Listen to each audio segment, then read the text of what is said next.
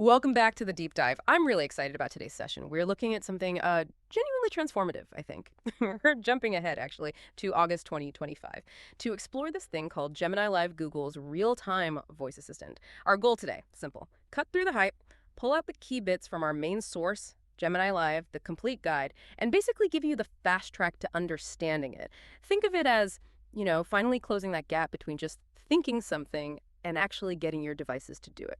Okay, so let's unpack this a bit. Remember the old days of voice assistants? It felt almost like a script, didn't it? That turn-taking thing. Hey, assistant, weather.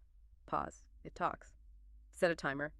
Pause. It talks again. Like a command line with a mic, really. Worked for simple stuff, sure, but clunky. You had to phrase things just right. What if that whole interaction model just flipped? What if it could actually keep up with how we really think? Exactly. And that's the core shift, isn't it? Moving away from that rigid one command at a time thing towards something that feels more like a natural conversation where you can interrupt, jump between ideas. And maybe the biggest leap, it can actually see what you see, through your phone's camera or screen sharing. Gemini Live really tries to embody this. It keeps pace. So you could be planning a trip, then suddenly check a document, then add a quick task. It's almost like thinking out loud, but your assistant is right there with you, capturing it all, getting stuff out of your head into your apps without you having to stop and formalize every request. It really helps with that mental load. Right. So Gemini Live, fundamentally, it's a real-time conversation mode inside the Gemini app itself. You tap live and boom, you're in this two-way audio chat. But the key is that multimodal input. It's not just voice. It can take camera feeds, screen shares on your phone, images, files, like that example from the guide pointing your camera at a messy toolbox and just asking, which driver fits this screw? It saves so much time. Totally. Or sharing your screen while working on slides and saying, show me where the line spacing option is.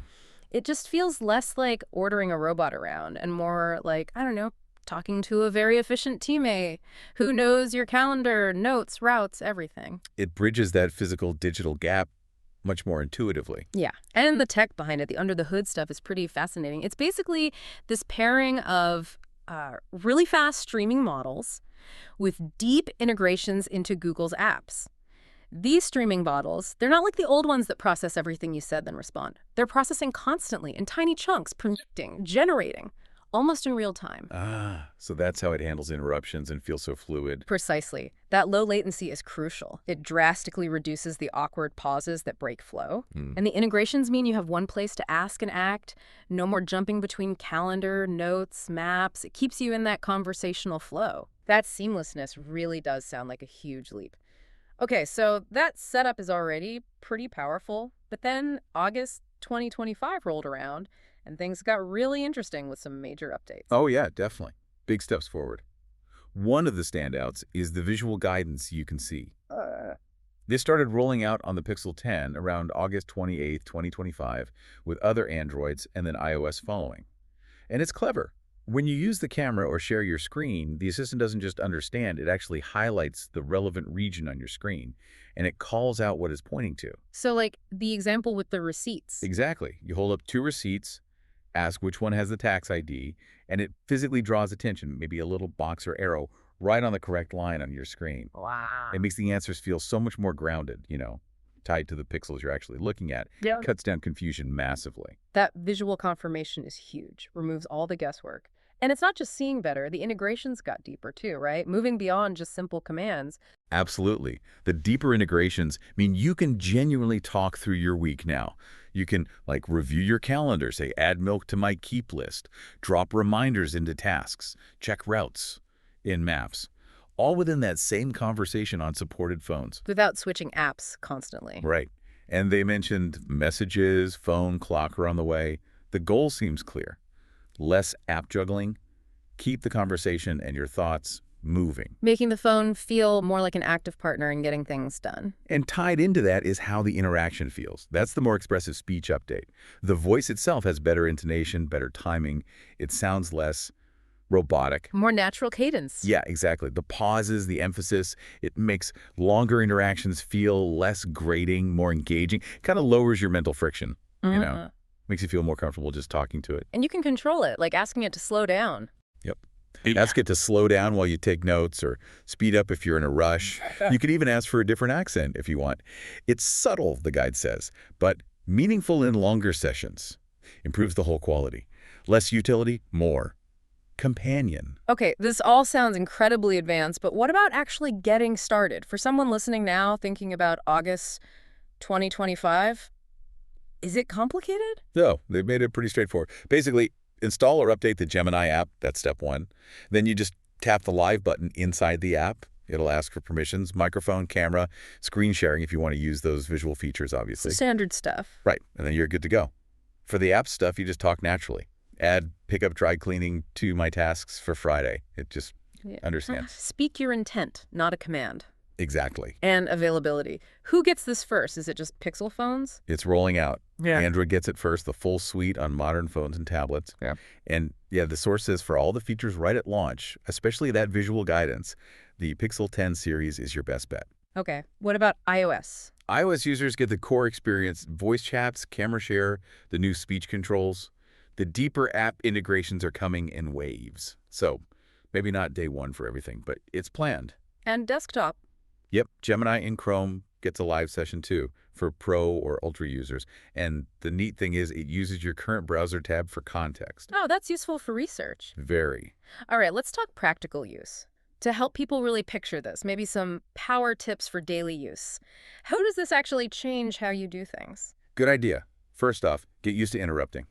Like in real conversations. Exactly. If it's talking and you think of something else, just say pause there, add your bit, and say continue. No more waiting politely. Nice. Another one, keep lists active. If you use Google Keep for groceries, just say add cumin and basmati rice while you're cooking or whatever. Seamless. I like that. What else? Rehearsing talks is a big one. Ask it for feedback on your pacing. Tell it to slow the voice while you take notes on its advice. That's really practical. And driving, too. Drive with voice. Talk through routes and maps on supported phones. Find places nearby, all hands-free, making the phone work for you, not against you. And thinking about work, the desktop workflows that shine are really worth highlighting. That Gemini Live panel in Chrome. Yeah, you mentioned it uses the current tab. Right. So imagine reading a dense technical article, pin the panel, ask for quick definitions of jargon instantly. No switching tabs, no losing your place. That alone is huge. Or you've got a PDF open, ask it for a 2-paragraph summary that preserves the equations. Try doing that manually. Oh, wow. Or comparing 2 different research papers, paste bits into the panel, ask for a neutral synthesis.